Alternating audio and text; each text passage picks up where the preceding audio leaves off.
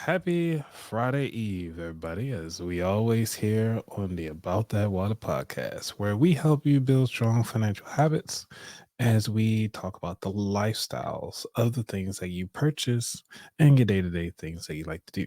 I'm your host, Anthony, and today I am going to talk about what, how are Americans unhappy? Because everybody wants to come here from other countries, but why are we so unhappy? It's one of the things I want to dive into, but before we do that, gotta pay the bill. So let's play this intro. See you guys in a new bit. Actually, you know what? I ain't gonna play my intro. I'll play this other. I created a nice, you know what? I mean, I paid somebody to do this work, so might as well put in the work, right?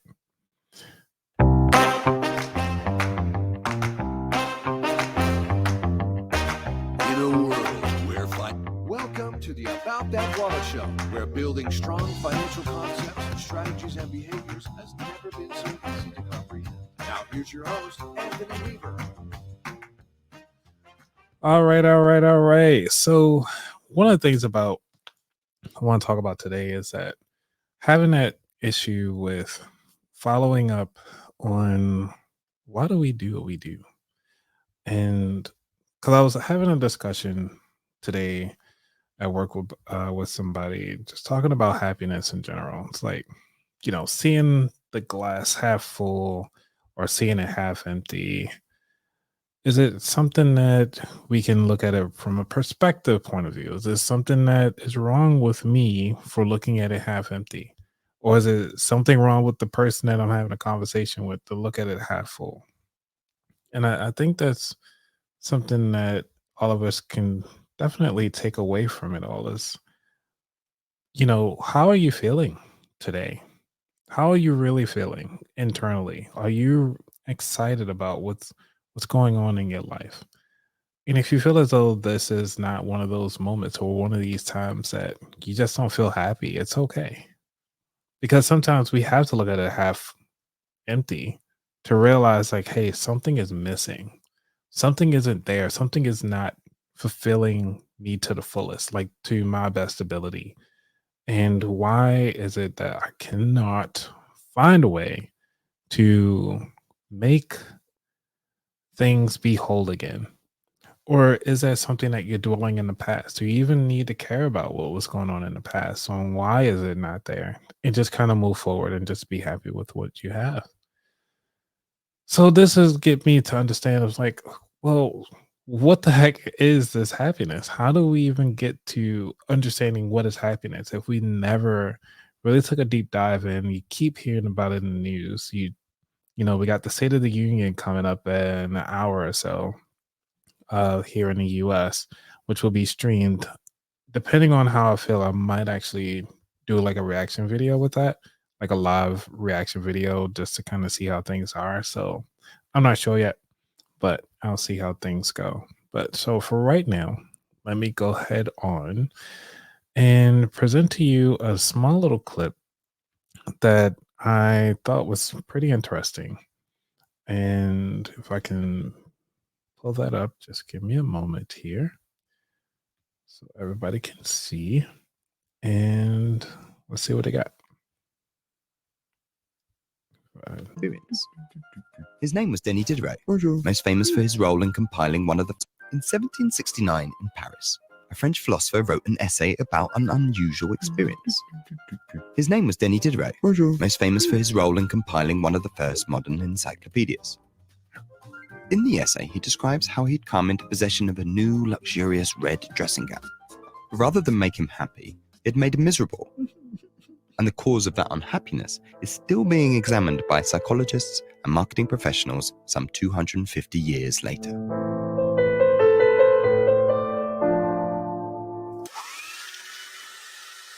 The reason Diderot's new dressing gown was making him unhappy was that its beauty and luxury clashed with his other much shabbier possessions. Now all is discord, he wrote. The overall effect is lost. There's no longer any unity or beauty. This need for unity left him with a desire to upgrade his stuff so that it matched the luxury of his new dressing gown. Soon there was a new tapestry, New paintings, new prints, a new chair, armoire, a mirror, a new bureau, an expensive clock. Soon his whole apartment was completely transformed. As Diderot described it, the imperious dressing gown had imposed her new harmony upon his home. In 1988, anthropologist Grant McCracken coined the term Diderot effect to describe this desire for unity and how it shapes what we buy. At that time, many economists saw consumer goods in isolation, each one owned just for its function and utility, and therefore easily replaced if a cheaper or better version came along. McCracken argued differently. Rather than looking at possessions individually, he argued that things we own reflect our identity and place in society, and for this reason often belong in sets, held together by the force of the Diderot effect. So, a banker buys a Rolex to go with his BMW and bottle of Bollinger, or a hipster buys a graphic tee and beard oil to go with his overpriced and under-functioning bicycle. Now, sometimes the Diderot effect stops a consumer buying something, even if it's useful and a good price, because it doesn't fit with the set of goods that person already owns. But at other times, the appearance of something new, what McCracken calls a departure good, can lead to the run of consumption that Diderot observed with his dressing gown, each new purchase made to match the qualities of that new item. Now, Diderot may have observed this effect a long time ago, but even today his insights on why we buy are still used by one group of people, those who sell us stuff.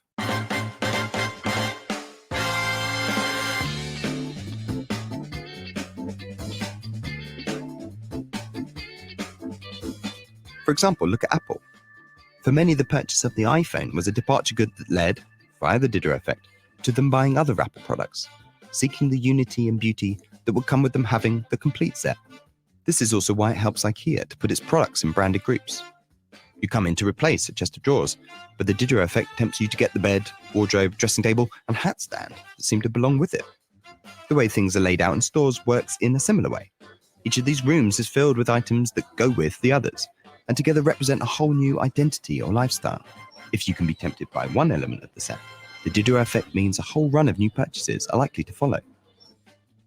In all these cases, marketers are taking advantage of the Diderot effect, each new purchase exerting a force on our other possessions, constantly pushing us to upgrade our stuff.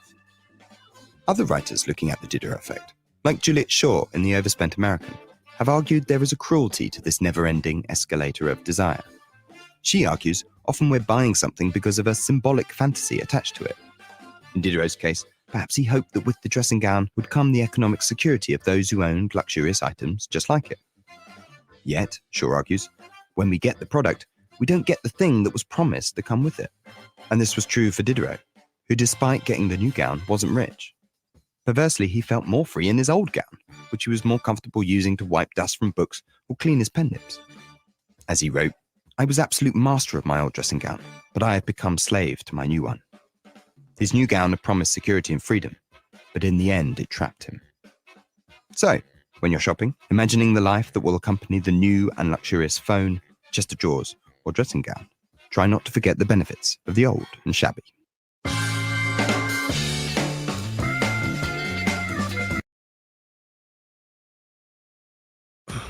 Okay, so I really wanted to highlight that particular reel because I actually thought it was interesting to show that the things that we actually hope will bring us happiness and bring us joy is something that we tend to overthink and tend to not stay focused on what we want to do with our lives and how we feel about um, society and how we supposed to fit in that role. And one of the people that I actually had on my show before, which is Rakim Sabri, he recently did a on his show. He actually has a TV show, which I thought was actually pretty cool.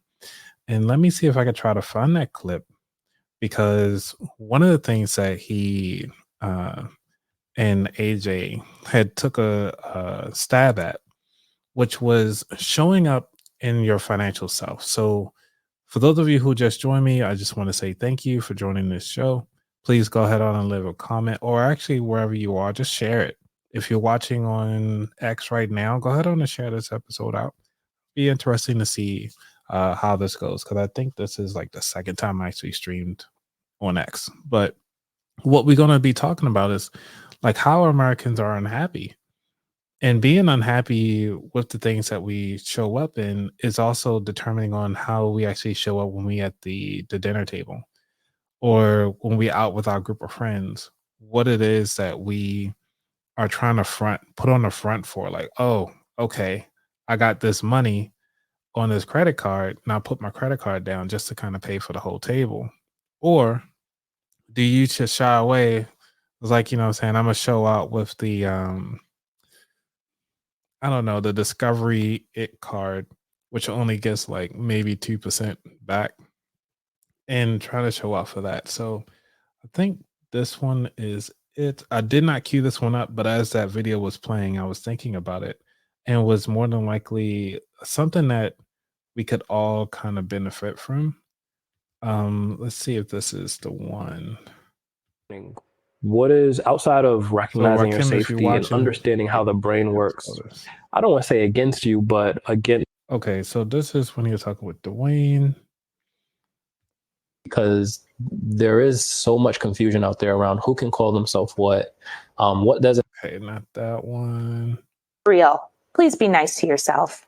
When you want to be mean to yourself, stop. Just stop and say something nice to yourself. You can say that mean thing, but then back it up with something nice about yourself, because we are awful to ourselves and it does not help anything at all, ever. So be nice.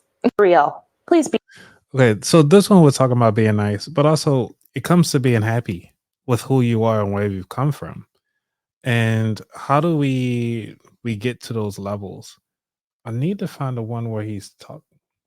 Big, it feels overwhelming to them, but sometimes we need to break it down, and that sometimes means that you need the education to understand. So if you have those two pieces, now how do you break down those goals? Like, am I saving tens of thousands of dollars in a month if I'm not making that much money? No.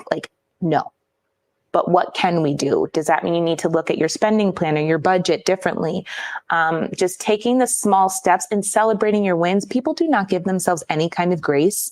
People just expect that I know what a budget is. Keep to the budget. I made a mistake. I'm messed up. I'm awful. I'm this, I'm that. Shame, shame, shame. Terrible. Big. It feels overwhelming to them. But sometimes we need to break it down, and that sometimes means that you need the education to understand. So if you have those two pieces, now how do you break down those goals? Like, am I saving tens of thousands of dollars in a month if I'm not making that much money? No. But what can we do? Does that mean you need to look at your spending plan or your.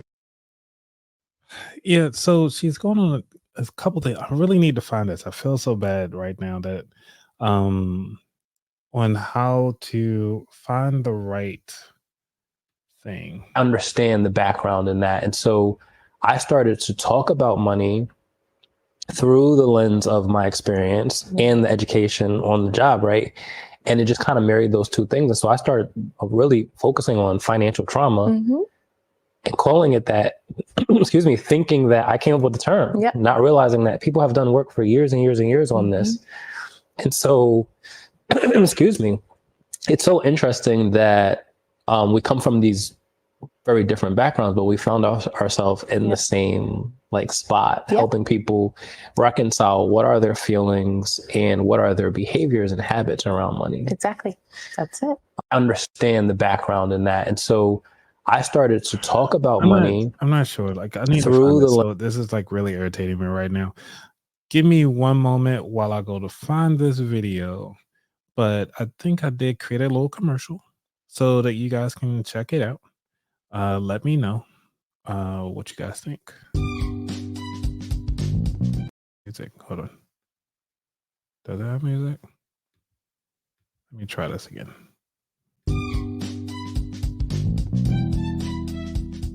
You're listening to the About That Water podcast. We'll be right back after these messages. Even the best and the brightest this world has to offer have coaches and mentors. Build strong money-making behaviors by applying financial concepts and strategies with Anthony Weaver on the About That Wallet Show. It's time to get off the bench and get in the game. Now, here's your host, Anthony Weaver. Hey, that was nice and sweet. What do y'all got to think about that? You know what I'm saying? I put in a little bit of work with that one. I was actually having a little bit of fun. So, one of the things I'm trying to log into my LinkedIn account because one of the clips that I want to share with you all is something that I think will be great to discuss when it comes to feeling that sense of happiness and pride of being the not just the only one, but one of the people that actually have been stepping up and actually showing out on what it is that you enjoy. And sometimes when you're just the only one, it is hurtful because you're not part of the group. And because you're not part of the group, like you're part of the group, but it's almost like all eyes on you, and almost like an all eyes on me type situation where, say, if you were to show up, with the AMX Platinum card one day, and I was like, "Ooh, you got all the money, big money, woo!" And it's not really that. It's just that, like, hey, I just happen to do well with this credit card that I decide to choose. You decide to choose another credit card. I'm not, ooh, you got the Bank of America credit card. Yay. Um, I know I crack myself up on these, but I actually enjoy it. Anyway, the beauty of having the understanding of what it is that makes you happy, you should not have to turn down yourself or turn down your light just to let somebody else shine. You should be excited. I don't say should. It's okay to be excited for how far you've come. It's okay for being the person that you always wanted to be. And it is okay for you to not get it right the first time. So we want to start looking at things from the bottom up. Like, hey, the glass is half full. So I was like, all right, are there any articles out there really talking about this topic? Because, what are we doing at the end of the day? Are you truly excited about where you at right now? Just leave a comment whatever platform you're on, listening to my voice. Are you really excited or really happy with the way how things are in your life? Because one of the things that we all don't take a moment or enough time to is actually thank ourselves for how far we've come and how little uh, respect that we give ourselves for the amount of work that we put in on a day-to-day basis. Like, finally found it. Okay, so I'm gonna share this with you guys. Scroll this back. Okay, share this tab. That's the only thing about doing these live, and so most of you who follow me already know like my lives are, you get what you get. Okay, so let me see if I can play that. Move that out the way. I found that Get my some self-esteem was audio up in slipping here. um, See if we in can spread terms it. of like feeling like I need. All right, so this one I was found okay. that my self-esteem was slipping um, in terms of like feeling like I needed to show up a certain way. Like I needed to be able to put my card down at the group dinner. I needed to be able to buy the round of drinks for people here and there. And I was like, why can everybody else do this and I can't? And it felt bad to me. So I just kind of sat on in those feelings and internalized them until my cousin Tim, I saw him at Easter dinner in Brooklyn, and he was like, well, Asia, like, have you looked into personal finance? Have you looked into just kind of learning more and financial education in general? I was like, no, no. So that was the beginning of my process. And I went ham and I could not stop consuming information about personal finance. I really want to play that one more time because she brought up something really cool. Is that when you actually have somebody that's planting a seed, is sometimes a seed is not just information. A seed is could be something that caused you to rethink the way how things are in your life right now. So let's listen to it one more time.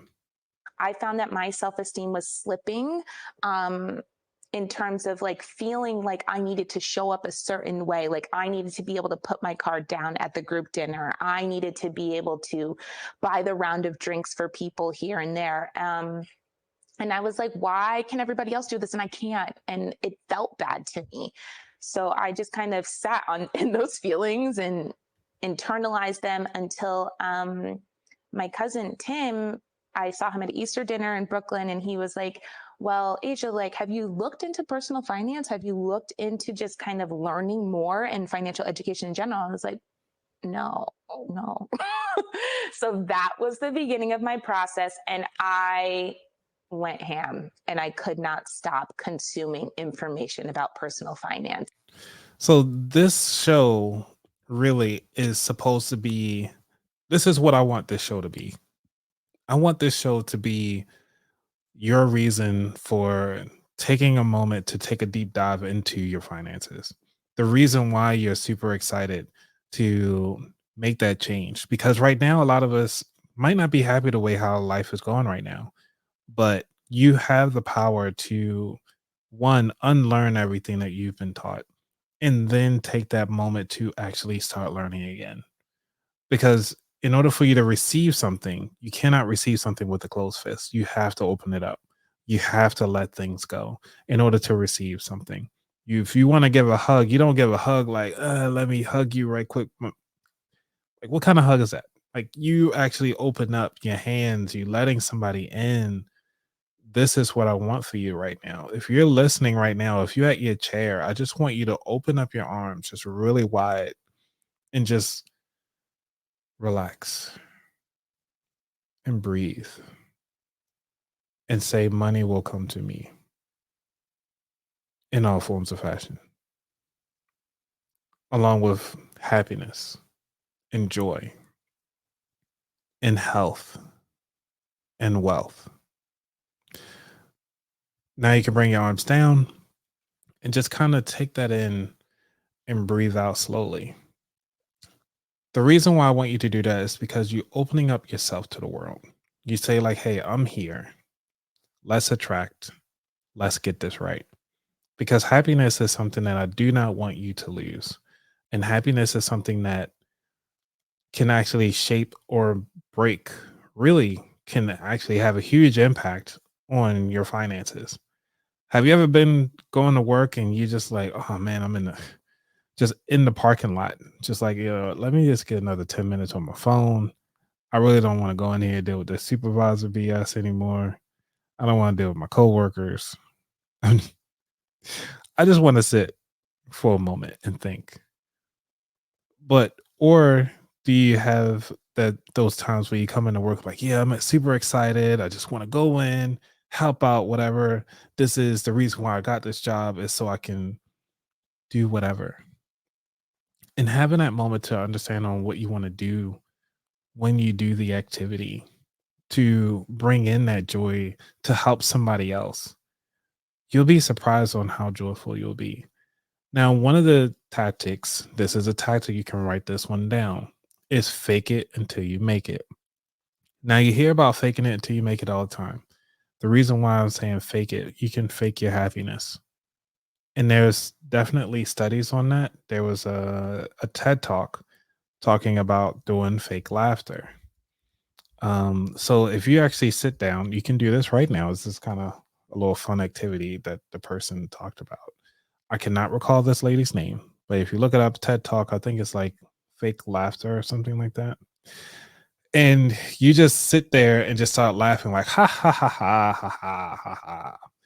And if you keep doing it, then you be realizing that you actually start laughing on your own. And so I want you to try that right now.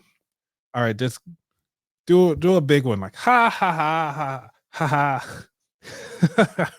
ha. And it becomes funny again. So it's like no matter what's going on in your life, if you fake laugh, you'll be surprised on how this actually works. So if you just go up to somebody and just start laughing at them, they might think you're crazy. But I want you to do this exercise either with your friend. You can find your child if you have children. If you don't have anybody, it's okay. If you want to call me, you can call me right now. We can just have a laugh and I will sit here and fake laugh with you. And if you do want to call me, the phone number to the show, if you want to call my number, let me see, make sure I link this up. If you do want to call me, let me expand everything. Is 833-699-2558. So we're trying to move to a solution space. Now we already acknowledge that being unhappy is not where we want to be. It's not the state that we want to stay in forever, but it's a state that we actually recognize that it's there. We want to start looking into now, let's bring this happiness into our lives.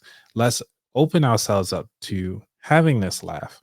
And if you do want to call, you can call me now at 833-699-2558, and we can laugh together. But if you don't want to laugh with me, it's okay. I'm gonna laugh anyway. Ha ha ha. Ha ha ha ha. Like I sound like a pirate. Like, ha ha, matey. I'm here to steal your booty. Ha ha ha ha. Ha ha. It's like, what? It doesn't make sense. But it put a smile on my face. And I hopefully put a smile on your face. So one of the things that, those are two tactics that I want you to do is fake it until you make it and actually give yourself a chuckle before you go into work or whatever. Now, I did ask Gemini because, ChatGPT has been doing this thing, but I was like, let me check out Gemini to see what it has to say on happiness. But before we get there, I just want to say, I'm going to take a quick break to introduce my book that I recently wrote, which is my habit journal. It's a very short one.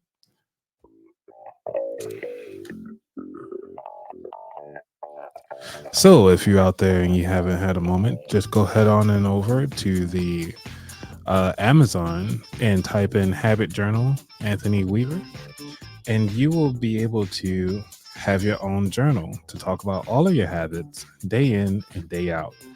So please make sure you go to Amazon.com and search Habit Journal about that wallet. Habit Journal Anthony Weaver. And it will pop up. Look for the lion in the gold lettering. All right, get yours today and start your habit journal right away. Hey, what you guys think about my little quick ad for my own book? Like, why not, right?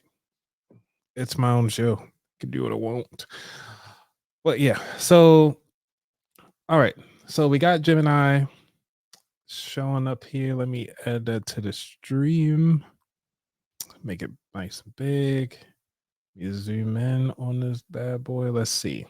So one of the things that I asked Gemini, I asked these questions early on because I didn't want to hold up, with me searching all these fun things. So the first thing I added, which is, why are Americans unhappy? They said there are a number of factors contributing to unhappiness among Americans. Here are some of the big ones.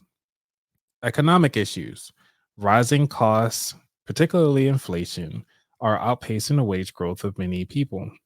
This can make it difficult to afford basic necessities and can lead to financial stress. CBS News here. Oh, they probably got this from CBS News. So the next one is from, it looked like the Pew Research Center. And this one is talking about the political dissatisfaction.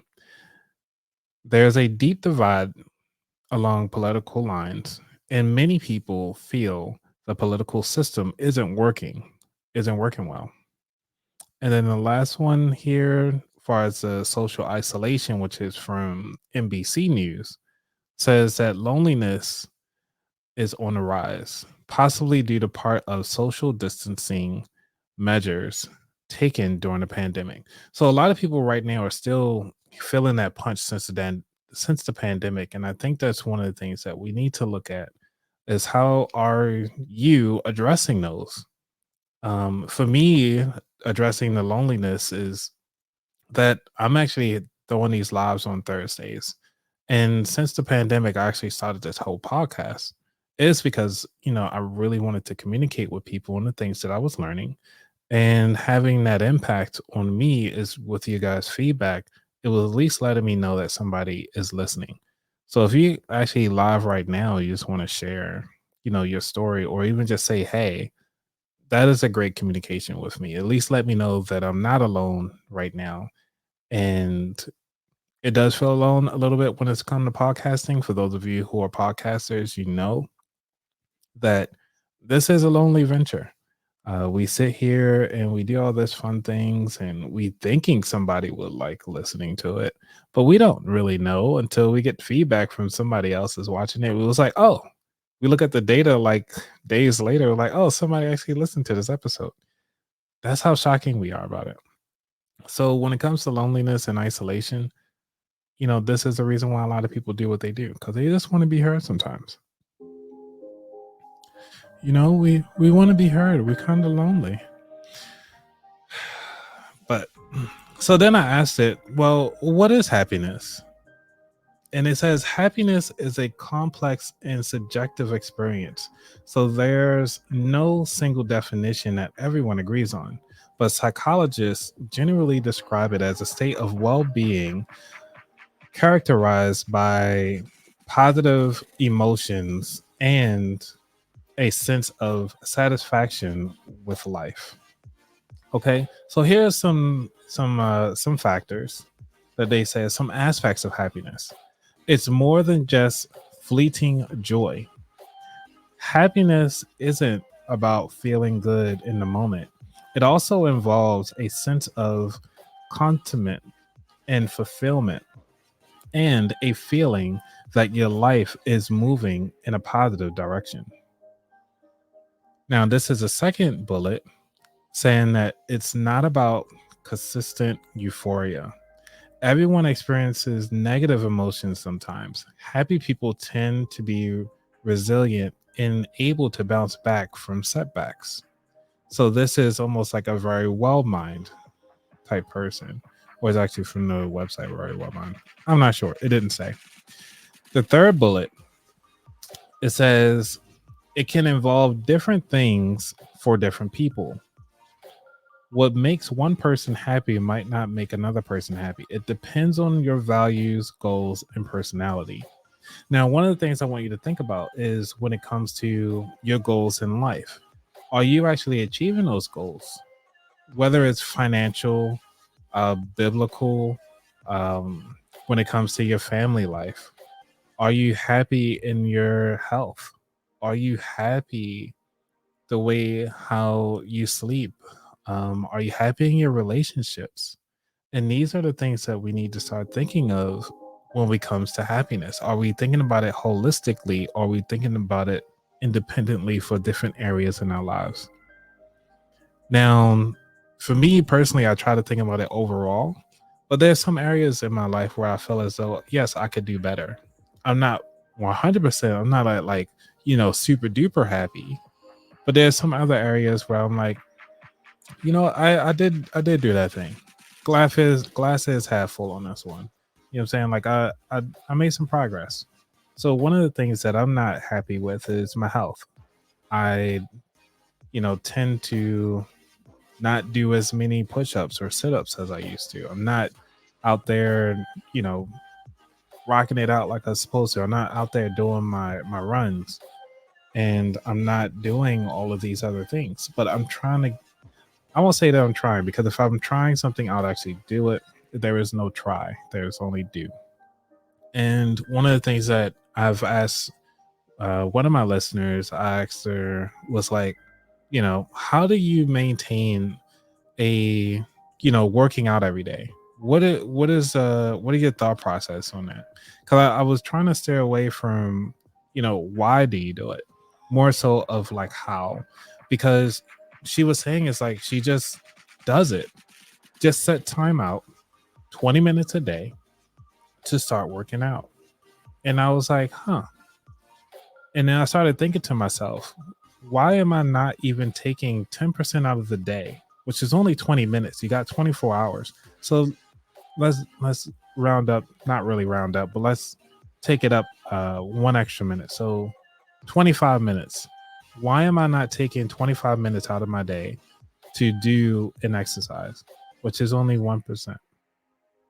And that's really sad that I'm not even taking that moment to make sure that I can do that? What is it in something that's in 20 minutes that you can do today to kind of help your happiness in a particular area in your life?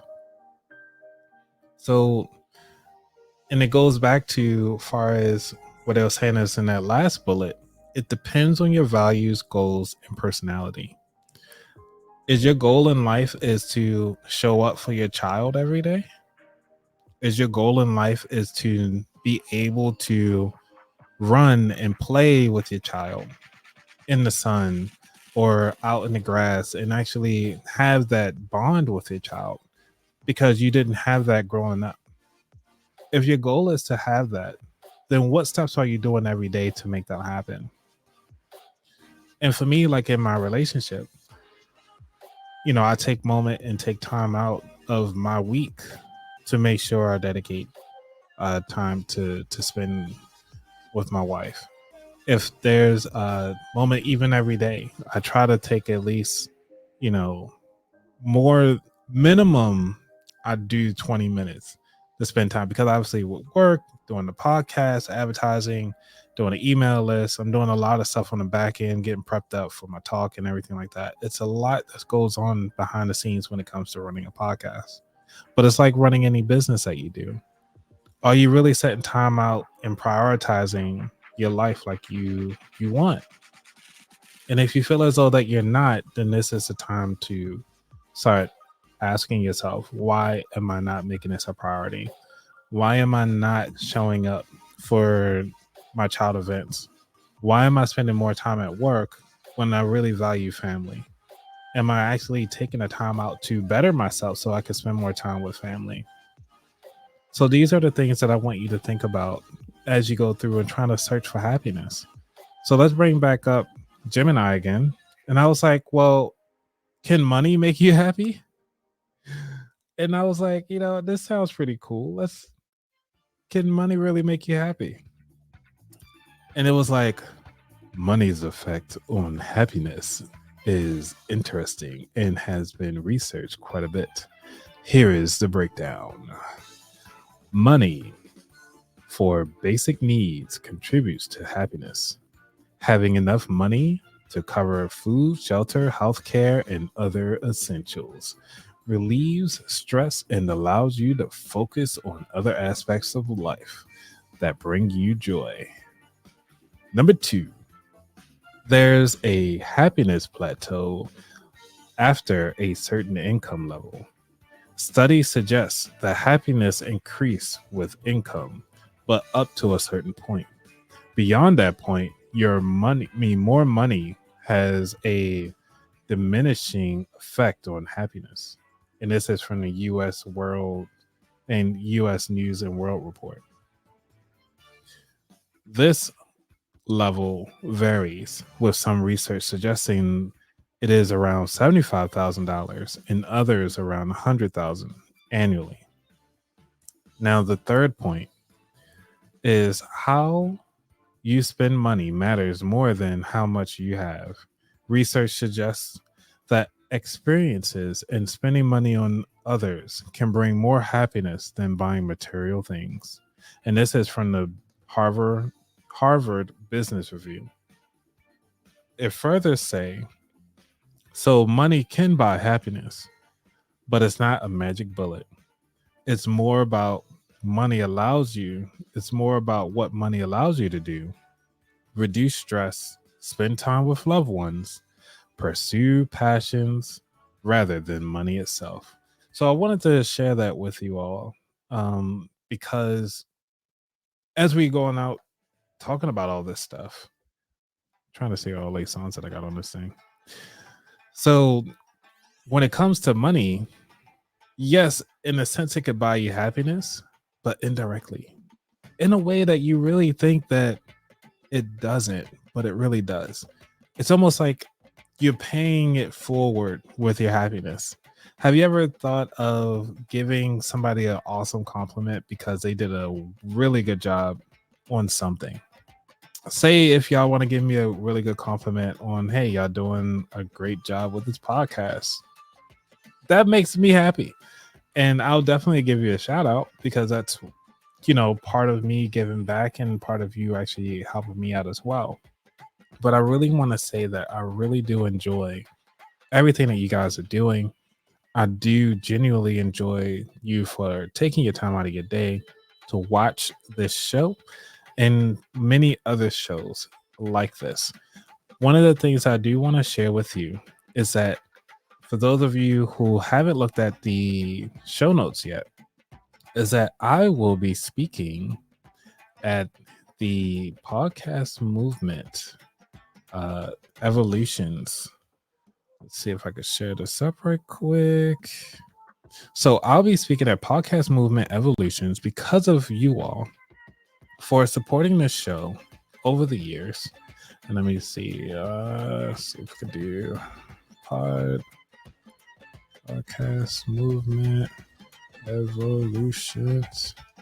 And if you use code 25 off Anthony, I'm not sure why they did that, but that's what they called it. You actually save $25 off of this, off of the event. So if you actually want to show up, you can. I actually do like I am for this song right here. I'm not sure what they did with it, but I rocks with it. Let's get up.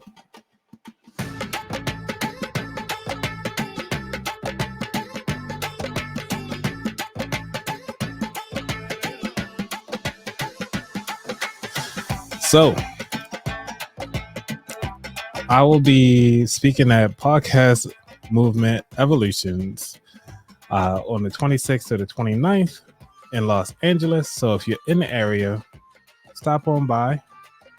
And if you want to look for a speaker, just go up here, type speakers, and you can search my name, my last name, and look, there I go. So my topic is talking about, that's more about me, what I'm talking about. Yeah, why podcast structure is important. So if you actually curious about podcasts and want to know why they're important and how to actually keep a structure and have fun, like I am, on my show all the time, just come on, stop by, because I'll like after the event, then I'll actually share with you guys on my presentation and how everything went, because I think it'll be fun. But anyway, yeah, so that is pretty much it for happiness, you guys. Like, I really want you to be happy. Now, one of the things that I remember to shut this down so that all y'all know, to be happy, we talked about a couple things. Fake it until you make it. Let me make sure I'm big enough on this. First thing, make sure you fake it till you make it. What that means is you put on a fake face, show up to work, make sure you're happy, put a smile on your face. That's what the Joker used to say on the Batman Returns movie. Put a smile on your face. And you'll be surprised how that works out. Number 2, you can actually fake laugh. And if you need to fake laugh with somebody, I'm always available to fake laugh with. Just leave a voicemail with you laughing. I'll love to play those back. And you can fake laugh with somebody else at work even. It's like, ha, ha, ha, ha. Just show up and, you have your office buddy. You know who they are. You can fake laugh with them anytime. And then you have the opportunity to pay it forward. So you pay happiness forward by giving somebody a compliment, just saying, hey, you know what? I really like that you showed up to work today. That minor thing, or you know what? You got some nice shoes on today. Or you know what? You always have on a clean shirt. It doesn't matter. But either way, it might put a smile on their face. So like, hey, somebody actually noticed me. I feel so happy right now. Like one of those moments that you'd be surprised. It's almost like saying hi, good morning to somebody can really make a difference in that person's life. So do that. And then I would say 4th is what we were talking about as far as that habit. Make it a habit every day. Enjoy the habit. Have fun with the habit of what you're doing. And I think that is something that you would really enjoy. Hey, what's going on? Bluebird is 009. You say, stay positive, find the silver lining in bad situations. That is a really good one. And you have to be in that right mindset as well to take advantage of, those different scenarios. So like, yeah, you might be going through the funk right now, but you know, take a moment to just calm your waters. And I say calm your waters because you can't calm all the waters. Everybody else going through some mess. If you can calm your waters and really take a look at yourself and reflect on it and say, like, you know what? This is my part in this situation. This was their part in the situation. I had to take ownership for the things that I've did. Now, how can we move forward? And what is it something that we can say? What is the positive behind it all? What did we actually gain because we went through this process? Do we gain resilience in ourselves? Do we gain confidence in ourselves? Do we gain respect for the other person for actually stepping up and actually voicing their opinion? Because a lot of times people do not voice their opinion. They always just like a yes person. And you're never going to have progress with a yes person. Like, yeah, okay, yeah, we could do this. Oh yeah, yeah, yeah, that sounds cool. Oh yeah, yeah, yeah, yeah, keep doing that. No, you need somebody to kind of say like, no, no, no, no. This ain't it. This ain't hitting. This isn't the right juice. But also, it's how you do it. You do it out of love. You have to know where that person's coming from, how everything is going. And I really thank you, Bluebird, for coming through, for sharing that. And yep, you said, yep, concentrate on what you can control. I believe I did something called control the controllables. And I think that's one of the things that we also can focus on as well. So please make sure that you guys are doing that. And it really does set the precedence of what it is that we really want to do. And if we can control our happiness, nobody can take that away. Even if they take all of your money, you can still put a smile on your face. There are some people who are just happy to be alive. Some people are just happy to wake up in the hospital today. Some people are just happy to have a moment with a loved one for the last time. You never know what that last moment is with that person that you're excited to be with. So take a moment. I want you, once this show is after you listen to the show, I really want you to look to the person that you really care about, or even if you're just thinking about them, and just say, you know what, I'm happy to be your friend. Even if you're in love with them, married to them, your kids or whatever, just say like, I'm happy to be your friend. Because being a friend and being in love with somebody is two different things. You can love somebody, but you don't got to be their friend. You know what I'm saying? Like it can happen. Like you can love them from afar. Like, we good, but we not that good. So yes, I want you to have that moment. And it does sound like I'm a little rambling on, but I really want to hone in on the fact that you have what it takes to control your happiness. And I just given you 4 different ways. Actually 5, because thank you, Bluebird. You gave the 5th one, which is seeing that silver lining. So for those of you who are just joining, the 5 things that you want to do to kind of help out with your happiness. 1 is to fake it until you make it. Fake your happiness if you have to until you start to believe in it. That is such a thing. It's true. You can do that. Secondly, you can laugh. You can almost force yourself. It's almost like another act. It's an actual action step to fake it till you make it. So that's why I'm putting it as number 2, because you can laugh. Just laugh with somebody. If you're having a bad day, just laugh with somebody, and you'll be surprised on how you actually lighten the mood. Thirdly, is pay your happiness forward. Tell somebody, hey, you know what? I like what you're doing today. I like your hairstyle. I like your earrings. Or just like, I like the way you're looking at things a little differently than I am. I like your perspective. Like, really give somebody a genuine happiness I guess you could say suggestion, maybe a comment. There we go. A happiness comment. And you know what? We were oh, you know what? I am happy to be your friend too, Bluebird. Let me see if I got some odds in here. There we go. You know what I'm saying? I'm touched. Let me see if I can do one of these. There we go. We give you some hearts, okay? On the screen. So one of the things I do enjoy with that is that I want you all to kind of take away from that is that all right, let's go back. So you paid your happiness forward. And number 4 is actually falling in love with the habit of doing it. And when I mean that habit is falling in love with the habit. Don't fall in love with the outcome. Fall in love with the habit. That'd probably be a whole nother podcast episode on its own. But I want you guys to have that.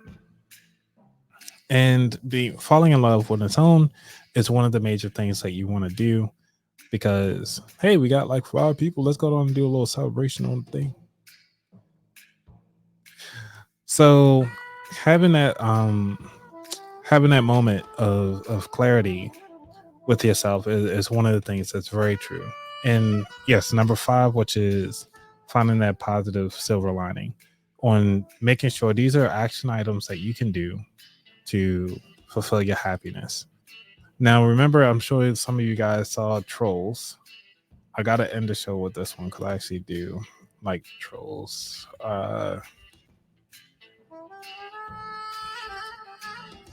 See if I can find it on YouTube.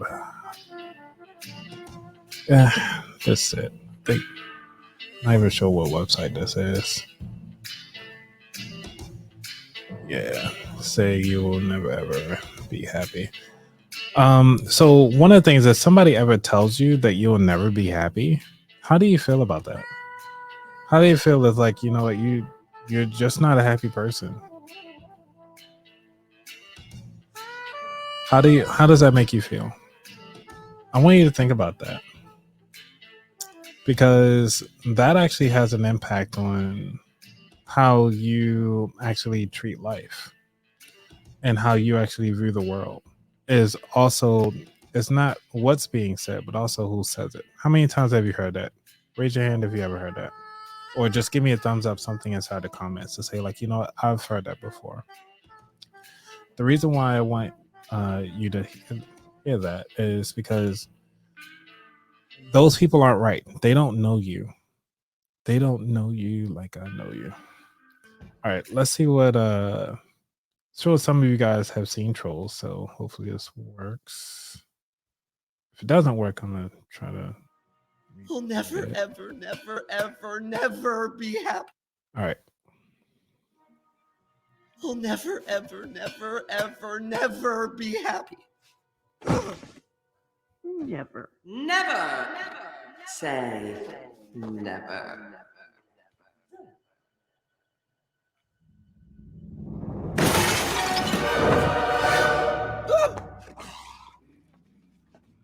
Chef, where did you come from? My father banished you 20 years ago. Have you been standing behind that plant this whole time? If only, sire. No, I've been out in the wilderness, thinking of nothing but how I let you down. If only there was some way I could make you feel better. Well, fat chance. The only way I'll ever be happy is by eating a troll, and that ain't gonna happen thanks to you. Ah, but it just might, thanks to me.